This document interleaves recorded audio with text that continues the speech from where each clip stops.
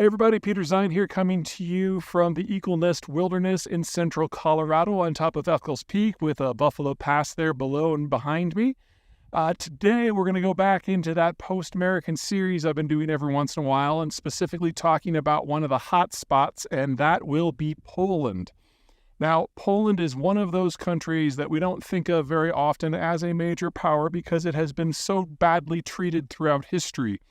It's got major powers around it, specifically Sweden, Russia, and Germany, and it tends to get gobbled up by them very easily. Its coastline isn't great, and so the Swedes have always been able to predate upon them. And then its land borders with both the Germans and the Russians are wide open, so there's no chance of doing any sort of static defense. As such, the Polish military in modern times is heavy on air power with extended-ranged fuel tanks, so that while they might not be able to stop a Russian invasion, they can reach Moscow and bomb it, and at least make the Russians think twice. That's kind of their national strategy here. And then, of course, they're never sure if they can rely upon the Germans, because every time the Germans have gone on the warpath, Poland is usually one of the first couple of stops. Things are going to change over the course of the next 20 years for a number of reasons, but really the biggest chunk is economics and demography. The Germans and the Russians have two of the worst demographic structures on the planet. And while Sweden is an up-and-coming power again, and it can definitely punch above its weight, this is not the 1600s, and Sweden today has under 10 million people. So even if it punches like triple its weight, Poland still has 40 million people. Also, the Swedes these days are not looking to expand into empire, so, there's that. Anyway, what this means is that we're seeing an opening window of opportunity for Poland. As the German system fails because of demographic decline and economic collapse, remember, this is a country that exports everything, so anything happens to globalization, they're done. Also, they can't maintain their workforce for more than another 10 years. Russia is only slightly behind that in terms of demographic decline. In fact, once you look at the health figures, it's probably worse. Everyone in Germany, at least, is in decent health. You've got a lot of alcoholism and a lot of HIV and a lot of tuberculosis in Russia. You don't have any of those in Poland. Which means that for the Russians, things are going to go one of two directions. Either, number one, they're going to win hand over fist in Ukraine, and then they're going to come for Poland, and we're going to have a knockdown, drag-out fight. At some point over the next 20 years, the Russian wave will crest, and then it'll fall back because they won't be able to maintain their military structures, and we'll have the Poles being more and more and more aggressive, assuming they don't fall completely, and pushing into the former Russian space in order to break it up so nothing like that can ever happen again. For those of you who don't think that can happen, it's happened before. The Russians call it the time of troubles, and that brings us to the second possibility, that in Ukraine, that this is all that the Russians can do. And this war will break them in the next few years. And then the Poles will push more and more aggressively into the Russian space to make sure that nothing like that ever happens again. Remember, in the 1600s, 1604, I believe, the Poles actually occupied Moscow and held it for a generation.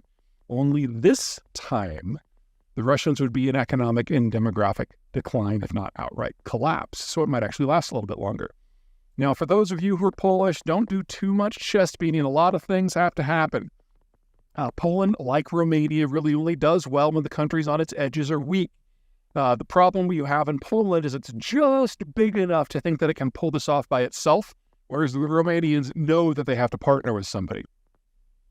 Now, there are two paths for the Poles to take. Option number one is economic collapse and a statist economy followed by a military expansion. Probably the most likely outcome. Remember that Poland today is economically wealthy because of its relationship with German manufacturing. And if that goes away, option number two is the Swedes step in and become the new partner, both demographically, economically, strategically. And you get Polish land power with Swedish amphibious power, and that could be a very potent combination in the Baltic, sharing a lot of common values and maybe even having a vector of American assistance in there. That's kind of the playbook as I see it right now. And finally, before Poles get too excited, keep in mind that Polish demographics are not all that much better than Russian or German. I mean, they're better, but they're aging just as fast, just from a younger base. So if we're looking at an end to the German and the Russian systems over the next 10 to 20 to 30 years, We're also looking at a complete refabrication of the Polish system over the next 20 to 50 years. So there's going to be a window here where Poland becomes the most powerful land power in the region, and it is a moment in time. And what the Poles decide to do with that is going to reshape this region for at least the next century. Oh, and one more thing about Poland. They are preparing for this future. In the aftermath of the beginning of the Ukraine war, when the Russians proved that they were not the military superpower everybody thought they were, all of a sudden a land war in Poland didn't seem nearly as stupid. And so the Polish government fast-forward plans to expand their tank force. They cut a deal with the South Koreans and have already imported 180 tanks from Korea's stocks. And there are plans underfoot, already in development, to manufacture another 800 and some within Poland itself. When this is finished, and it's supposed to be finished within 3 years, it's not that Poland will have a more powerful tank force than the United Kingdom or France or Italy or Germany. It's that it'll have a more powerful tank force than the United Kingdom and France and Italy and Germany. So all of a sudden, looking back at history, a second run at Moscow doesn't seem nearly as crazy.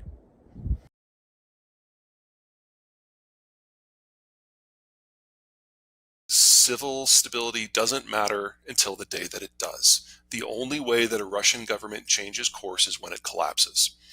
I don't see us being there yet. Doesn't mean we won't reach that point. And Putin has gutted the Russian elite over the last 25 years. There are probably only about 110, 120 people left with any sort of authority.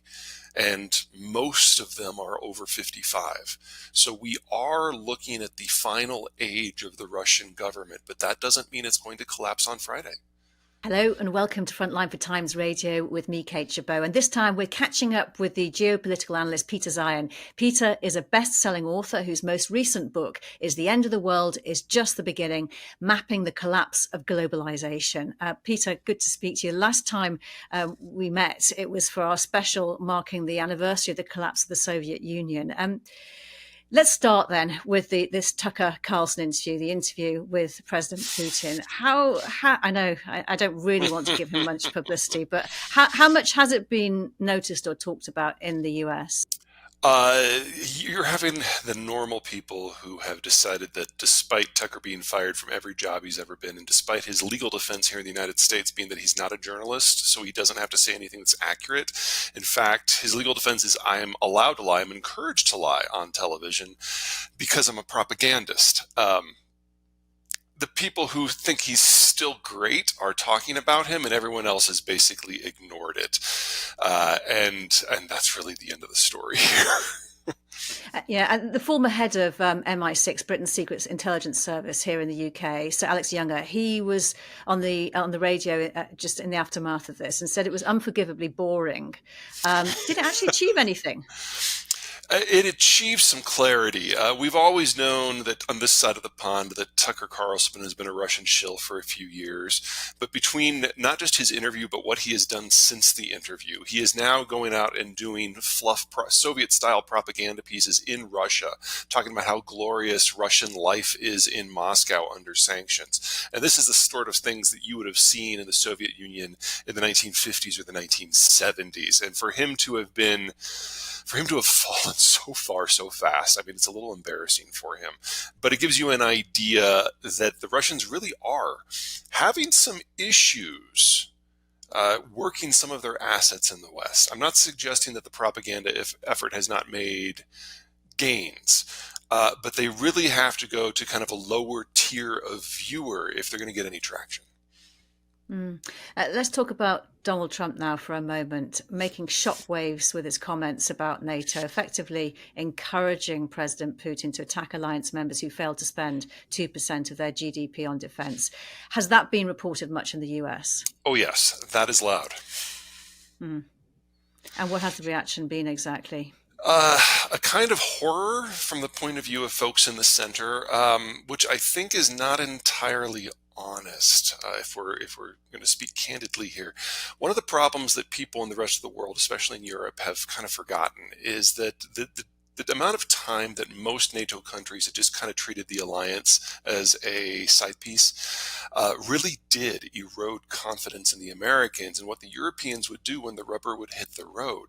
And while I am certainly a strong supporter of the alliance, especially now because of the Ukraine war, and I've definitely seen a lot of the allies step up, unless there's a significant increase in European commitment and willing to get blood in the game, what Trump said may have been a little vainglorious, but that is the future. For NATO to function, it needs to be more than an American alliance. And in my first book, The Accidental Superpower, I talk about how the Americans are losing confidence in the alliance because of this issue. Now, if it had been anyone but Trump who would have said it, it would have probably triggered a lot more soul searching because Trump goes for things for the public pizzazz. But the issue is a very, very real one. And treating this as just a Trump issue, I think, isn't going to do anyone any good. But if he does, in fact, become the next US president, what influence do you think he will have over the future of NATO? What do you think actions he might take? Trump made it very clear, unofficially, in the last 6 months of his first term, that if he was reelected on his first day, he would pull the United States out of NATO. Now, I don't think Trump personally has much of a chance of winning the second round, and that assuming he's not in prison. But if he were to win, yes, NATO would lose the United States. So let's talk about funding for Ukraine, because after weeks of setbacks, the US Senate has finally given its approval for the $60 billion aid package as part of an overall $95 billion wartime aid package. It still has to get through the House of Representatives, though. How much focus is President Biden in his administration paying to Ukraine at the moment, do you think? The problem with the United States political system when it comes to foreign policy is we're really only able to function and focus on one issue at a time. There's really only three people in the American political system who have a role in terms of policy making for foreign policy. You've got the National Security Advisor, the President himself, and the Federal Reserve Chief. And they just can't deal with multiple crises. There's not enough bandwidth. So because we now have Iran and the Gaza war happening at the same time, and because the Chinese degradation has accelerated, the Ukraine war by default has taken a back seat. It's not that it's not a priority, it's just that it's not the priority anymore. And without authorization from Congress, there's only so much the administration can do in terms of assistance. Now, what we're probably going to see in the House is you'll get an effort for what's called a disclosure petition, which will force a vote even if the speaker doesn't want to bring the bill to the floor. But that's going to take at least another month. And what that will mean is that the moderate Republicans who are already getting hammered by the hard right will basically be labeled as Republicans in name only again, because they will have to support this with centrist Democrats to get this through. I have no doubt that some version of that will happen, but it's not going to happen tomorrow. It's not going to happen this month. We're probably not going to see new aid for Ukraine until April. And what effect do you think that will have on Ukraine? Well, anything that's going to get ammo in their artillery tubes is going to be what they need. What we've seen in battles like Avdiivka is that the Ukrainians have gone from almost artillery parity, which has allowed them to inflict 8-1 and to 10-1 casualty ratios on the Russians, to something much more closer to parity because they can't fire artillery at all. They've been relying on these little 2-pound drones that they've been mass producing, and that's great, but those drones only have a range of a couple of miles, sorry, Britain, about 3 kilometers, versus the artillery, which has a range closer to 40 kilometers. Just to go back to that, so you are confident then that this aid package will actually be agreed then, but they'll have to wait till April, is that right? Right. We have to basically do an end run around a faction in Congress. Sorry.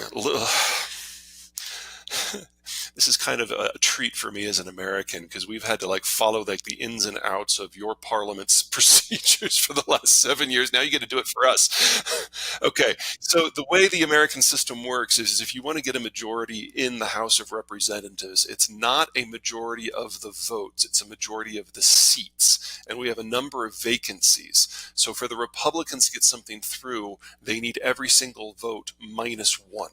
If they lose more than one of their members, they can't get anything through. So you've got this cluster of about a dozen people out of the 300 Republicans who are in the chamber who are willing to block everything, not Ukraine. They're not blocking Ukraine. They're blocking everything. And so this has now been the least productive Congress we have ever had in our country's history. And doing an end run around the American Republican manager of the House, the Speaker, is not something that is done lightly, because it usually means that the Speaker gets kicked out within a few weeks. And we are already on our fifth for this Congress. So deciding to pull that legislative trick means that we basically commit to the House of Representatives falling apart again. So they want to be very careful when they decide to go for this petition that this is the issue that they really want to die on. And when you get moves by the UK's Foreign Secretary, David Cameron, making this direct appeal, as he did to Republicans in the US, to not show the weakness displayed against Hitler in the 1930s, and you have Grant Shapps saying the world's dictators are watching, does that actually have any traction in the US at all?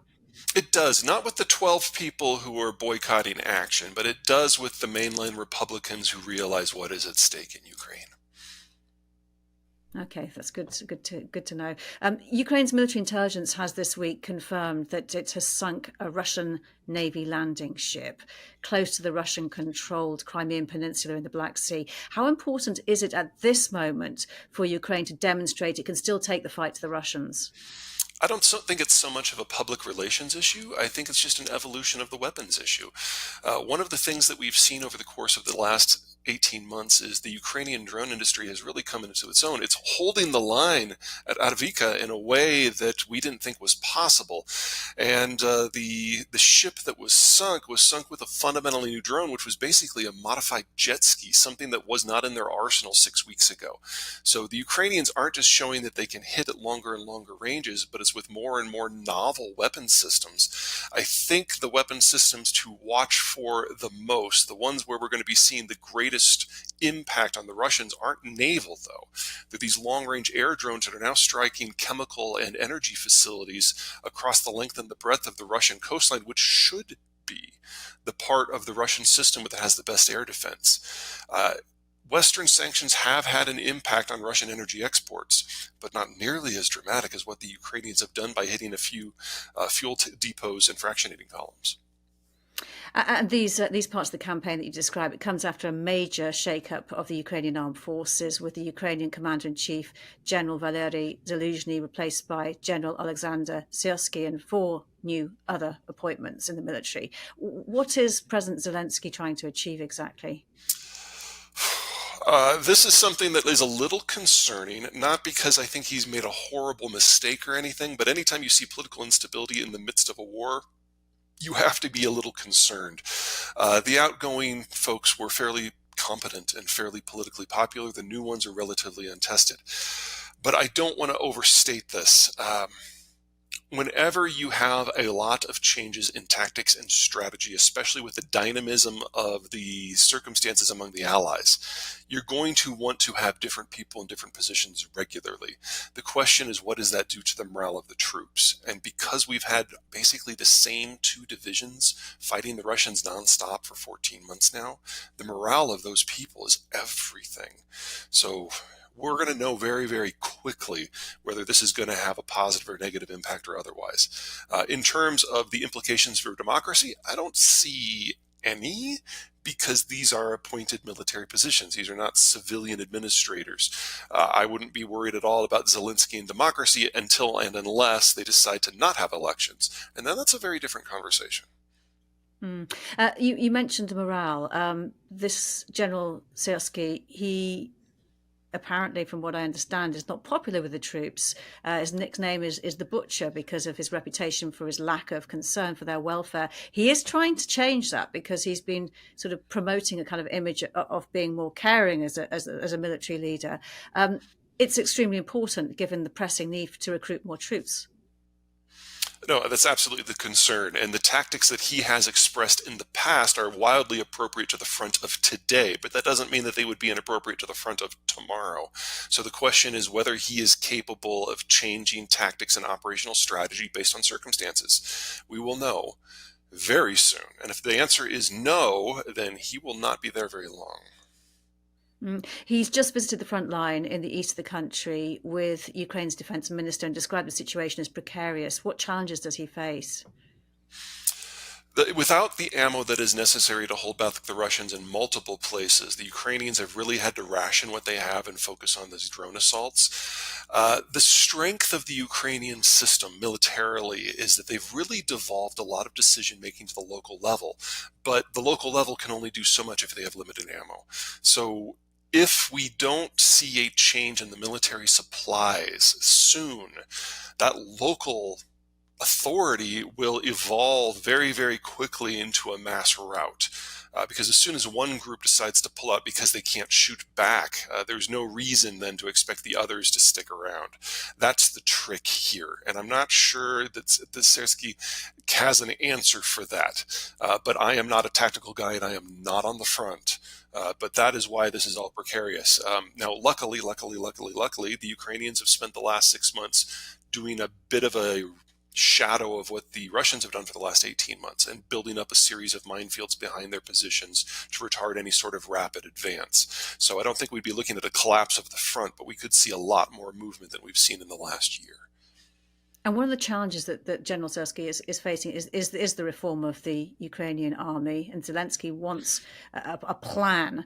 What needs to be done, and how does its command and control structure stack up against what the Russians are doing and how they've changed as we go into the third year?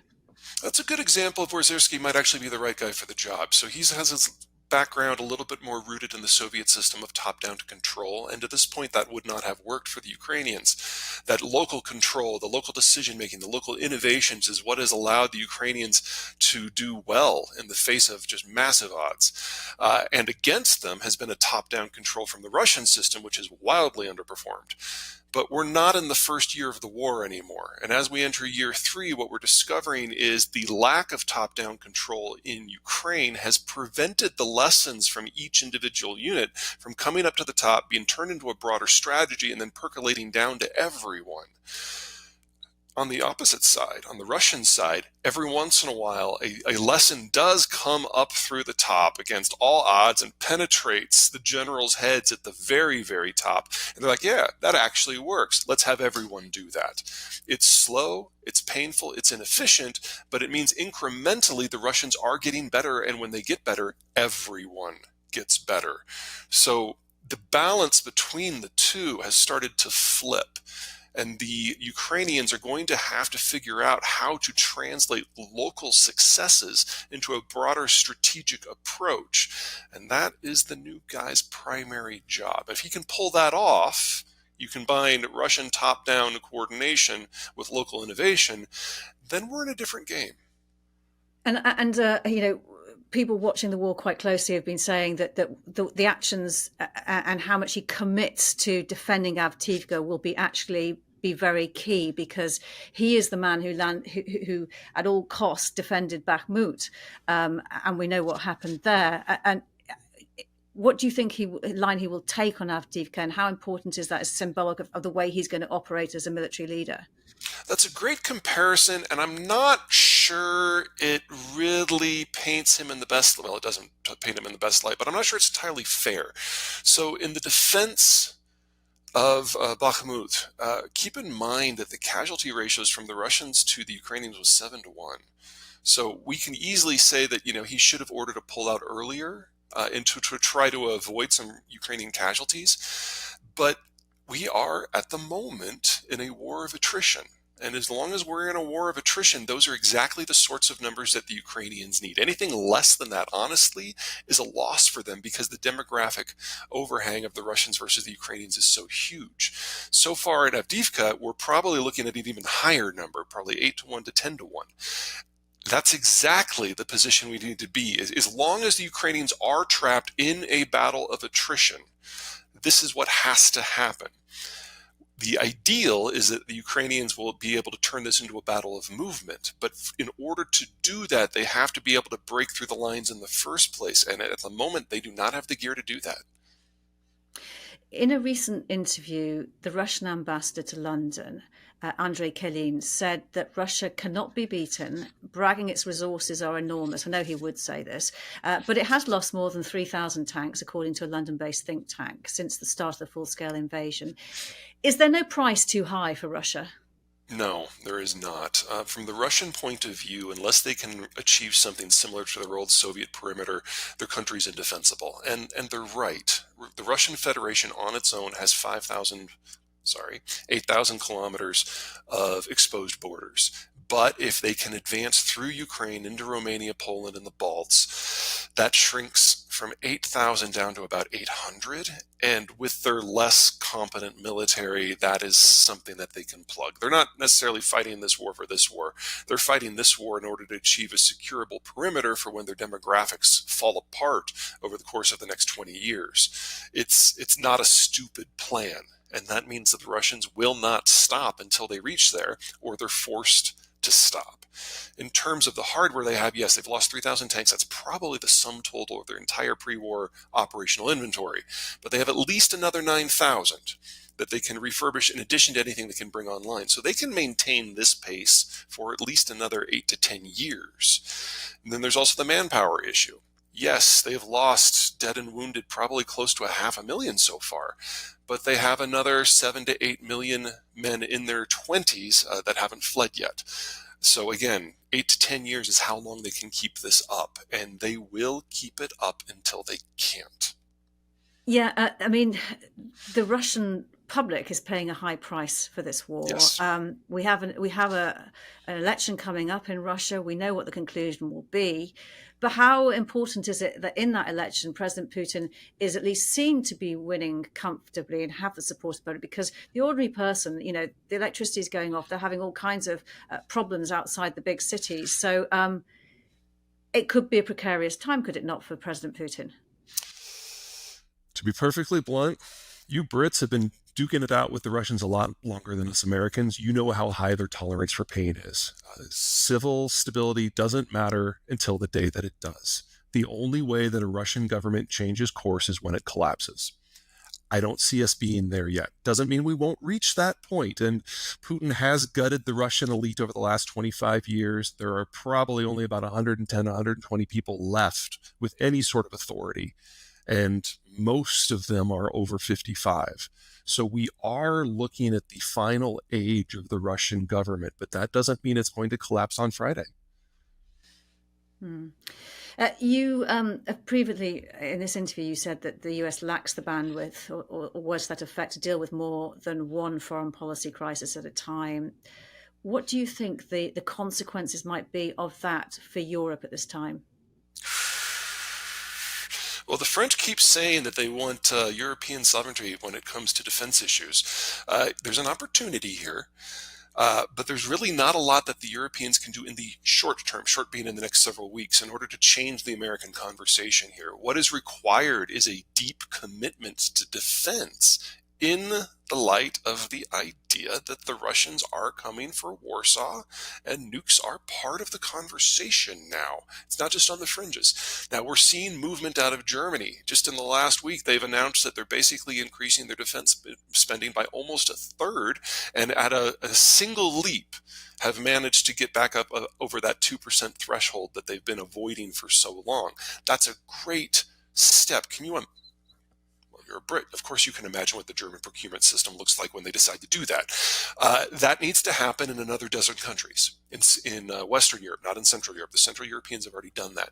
The only way you're going to change the conversation of the United States if you make it numerically obvious that the situation has changed. Now, we have seen that to a degree with European funding for Ukraine. The Europeans have massively stepped up in the last year and have now providing significantly more aid than the Americans, even before the Americans had this congressional problem.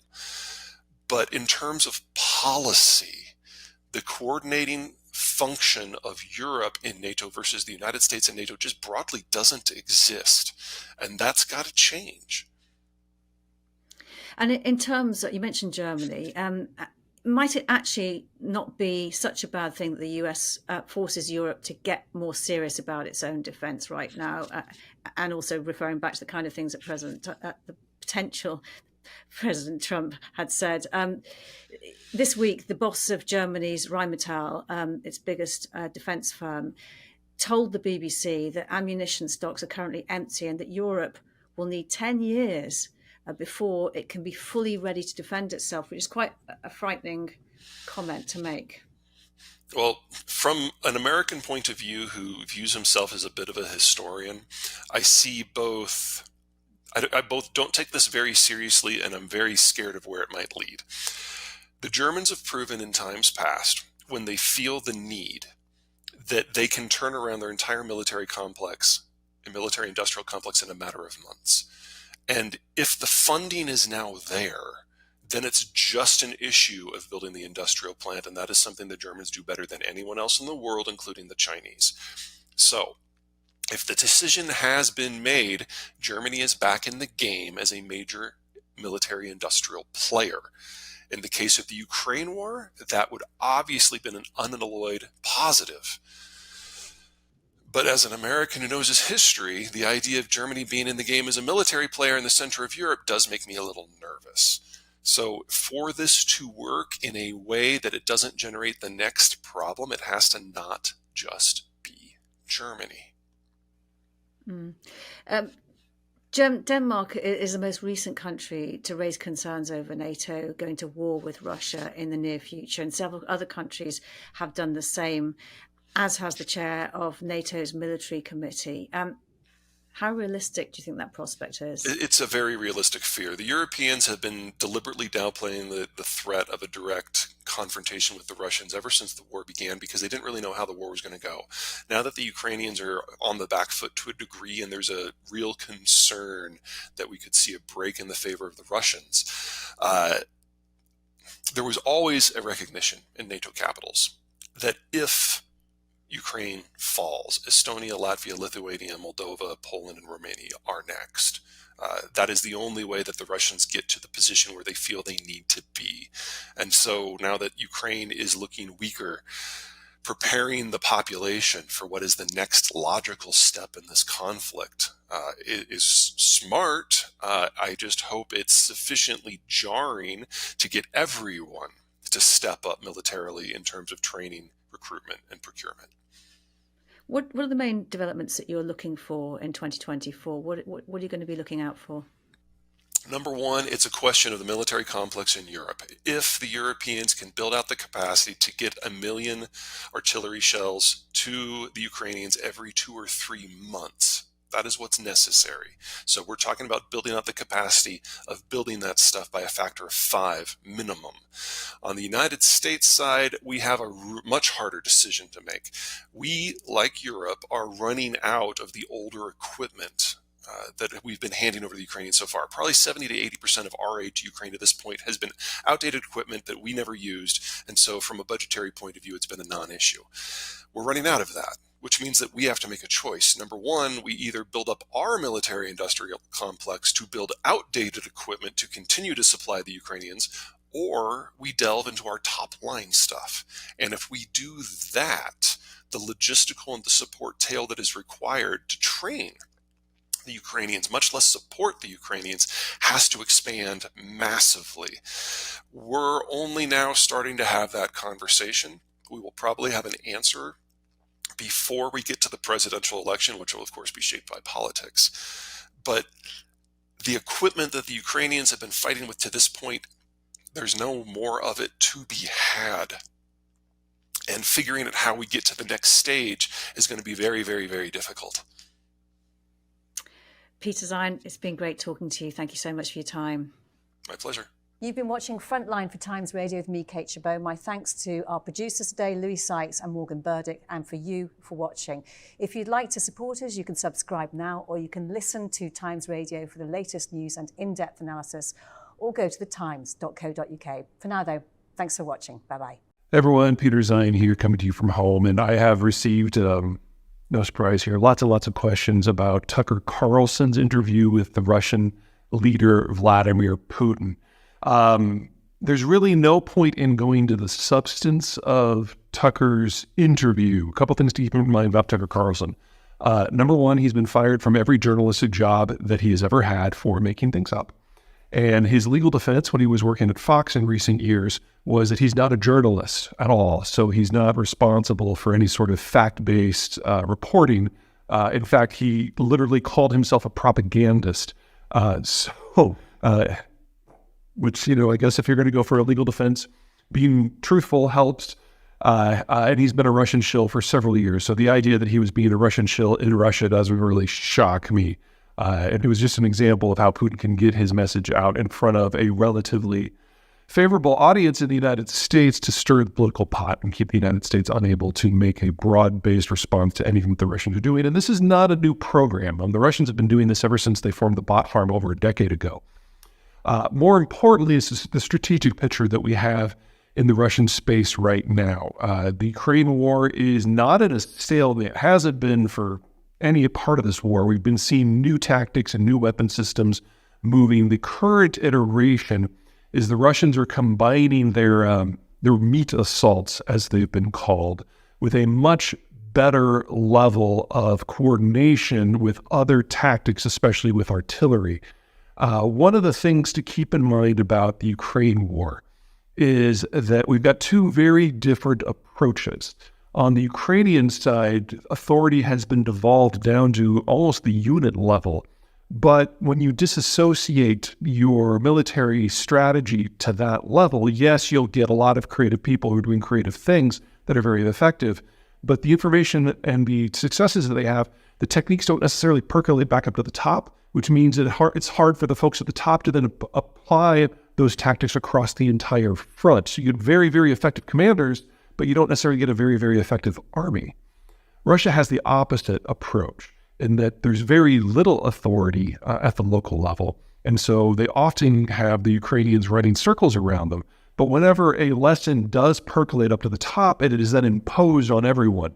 And for the first couple of years of the war, this has definitely been working for the Ukrainians' favor, but as the Russians incrementally incorporate lessons, it's now starting to favor the Russians. And the only way that you can kind of make the Ukrainians come up again, two things. Number one, you can get them better at a little bit of command and control. And then second, of course, they need better and better weapons in order to counter what is becoming an incrementally more effective Russian war machine. That, of course, is wrapped up with politics in the Western countries, especially the United States, which is one of the many, many, many reasons that Putin arranged for his shill to come and interview him in order to keep stirring the pot so the United States would have more and more problems when it comes to acting. Just as important, arguably more important, is the Russians are thrilled about what's going on with Israel and Gaza and Iran, because every little bit of attention that the Americans give to the Israeli situation or the Gaza situation or the attacks on maritime shipping in the Red Sea is an attention that they can't give to the Ukraine war. One of the things that people forget about the American foreign policy establishment, it really has a hard time dealing with more than one issue at a time. And so for the first 16, 18 months of the Ukraine war, that was the only issue in international affairs that was in front of Joe Biden. You could argue that things with China were up there, but that was mostly in the area of economic nationalism, and that is something that can be handed off to non-foreign policy personnel. But in the United States, there's really only three people who are responsible for almost all American foreign policy. The president, obviously, the chair of the Federal Reserve, and that's usually focused on economic issues for obvious reasons, and the national security advisor. Even the Secretary of State really doesn't deal with foreign affairs. It's more of a dispensation rather than a policy creation sort of issue. And so when you only have three people, and one of them obviously has other things on his plate at any given time, and one of them is only responsible for financial and economic issues, it's really hard to get this mammoth institution of the United States focused on more than one thing at the same time. And if Israel and Gaza and Iran are absorbing more and more and more of that attention, then by default, there's less attention that can be paid to things going on in the Russian sphere. So the Russians have, from the fourth quarter of last year on, discovered that they have a lot more wiggle room because the leadership out of the United States is simply lacking. It's not that we've had a policy change in Washington. It's just that there's only so much bandwidth, and of course now we're in an election year, and that snarls things even more. So ignore Tucker. You should have been ignoring Tucker for years, but do watch Moscow, because they're finding new and more creative ways, not simply to prosecute the war at home, but to muddle the picture on a broader global scale, to play into this fact that the Americans have a hard time focusing on more than one thing.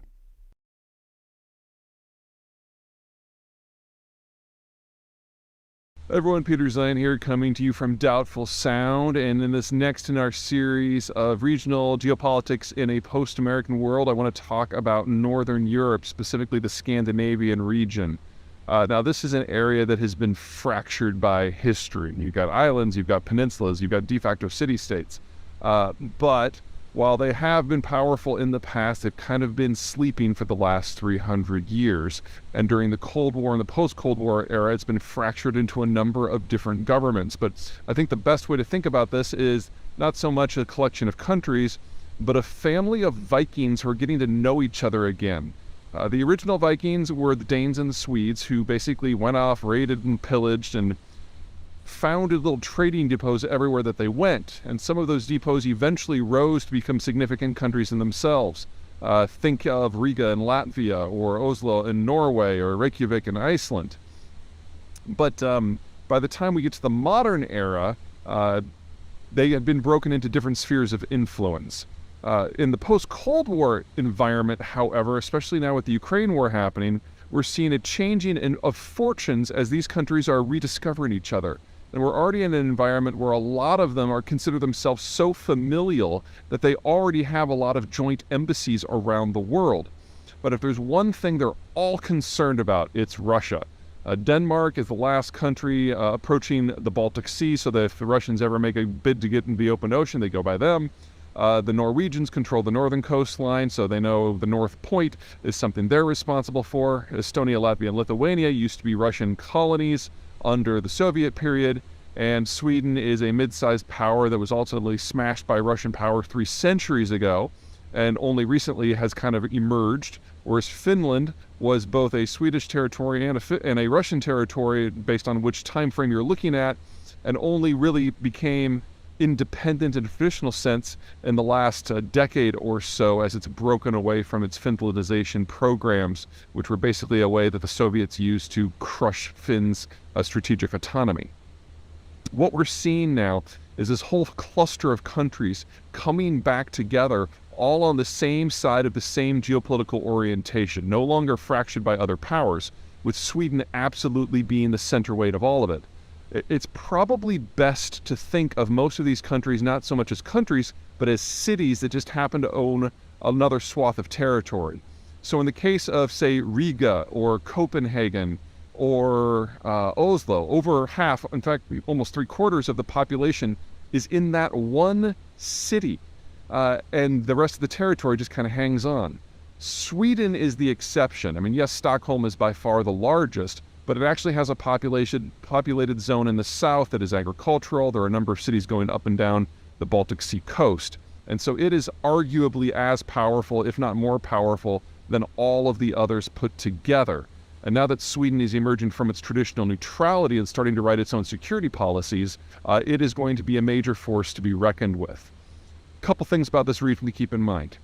Number one, it is very, very naval. Because of the Baltic Sea, because of the Gulf of Bothnia, this is a zone that if they're going to survive, they have to do so in the context of having a powerful navy to keep potential rivals at bay. And that means, number two, it's actually fairly easy for them to partner with other powers from out of region, assuming for the moment that those other powers are also naval. Because if they were to partner with, say, the French or the Germans, who are primarily land powers, these countries would see themselves overwhelmed. They're just not big enough. Sweden doesn't even have 10 million people versus, say, France is roughly 60. The whole region put together can't add up to a France, much less a Germany. But if you bring in the United Kingdom, you've got a very different sort of power dynamic. And the United Kingdom, like the Swedes, like the Danes, like the Estonians, really doesn't want to see a single large mega power emerge in the Eurasian or the European space, because that would be a threat to their naval independence. And so the Brits have always gotten along spectacularly with all of the Scandinavians, and now that the Swedes and the Finns are ditching neutrality, the partnership between London and these places is very strong. To a lesser degree, the United States is in the same place. Now, the United States overall is looking to slim down its security commitments moving forward, but it doesn't take a lot of cooperation between the Americans and, say, the Finns and the Swedes and the Norwegians in order to achieve some outside outcomes, because all of the Scandinavians just want to maintain independence, which means they're always going to be, to a degree, hostile to anything that happens in Moscow and, to a lesser degree, continental Europe. That means for a very small price, the United States can really achieve some outsized outcomes working through some very capable partners. So we should start to think of the relationship between the Americans and the Baltics and the Norwegians and the Scandinavians, however you want to define the cluster, as very similar to the American relationship with Australia. A powerful, creative ally that punches above its weight, that's going to do its own thing for its own reason, but which dovetails with American power moving forward. All right. That's it for me. Catch you guys next time.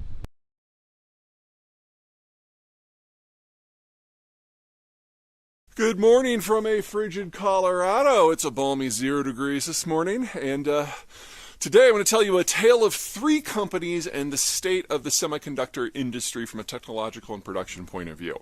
Now, if you go back to the world before 2017, the technology of the day was something called deep ultraviolet. Which was basically a way of producing microchips. And Intel, the American technological giant, was the world leader by pretty much any measure. And they had gotten a little cocky and they had gotten a little bit lazy. So they would design chips 2, 3, 4 models out, but would only produce the next one up. Because they were so far ahead of everybody else, they didn't feel the need to jump steps. So they would use DUV, and they would make a chip that was marginally better than the one before. And then at the end of the year, no one had caught up, so they'd do it again and again and again. And they did this for like 15 years. I mean, they're very good at what they do, but they could have pushed the technological envelope a lot more had they chosen to. In part, that was because of the nature of DUV technology. The problem with it is you have to kind of make micro adjustments and physically adjust the equipment for each type of chip, and you have to do that manually and physically. And so with every design, you had to do it all over. And with every machine in a fabrication facility, you would have to do it independently. So no new chips from different machines are going to be quite exactly alike, and it generated a relatively higher loss rate from the final semiconductors than what we have today, and so generated a little bit more waste. But again, they were the industry leader, no one was close. Well, they were always had their eye on the future, however, and so they invested in new technologies that would take them beyond DUV, one of which is EUV, extreme ultraviolet.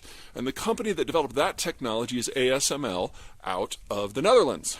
And back in 2016, ASML thought this stuff was ready to go. So they're providing demonstrations for Intel, showing them how this technology is better. You can not only get more nodes on a chip and get to smaller and smaller nanometers, but it's all digital. So you kind of type in what you want to the machine over the course of a few days to a few weeks, and then the machine doesn't actually have to be physically manipulated in the way that DUV did.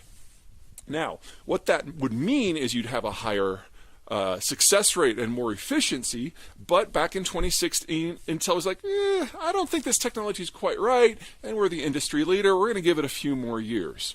Well, ASML, not very happy with that, marketed the technology to everybody else, and a company decided to take the plunge. That company is TSMC out of Taiwan. And when we get to 2017, TSMC suddenly hits the ball out of the park and proves that EUV is ready for mass application, and over the next couple of years very rapidly overtakes Intel because they have a shorter turnaround time for their chips, and they can make chips with smaller nanometer sections. It isn't until 2022 or 2023 that Intel finally makes its first extreme ultraviolet chip. So TSMC in Taiwan has been the industry leader now for several years. Now, we've had a kind of a reverse in the roles now.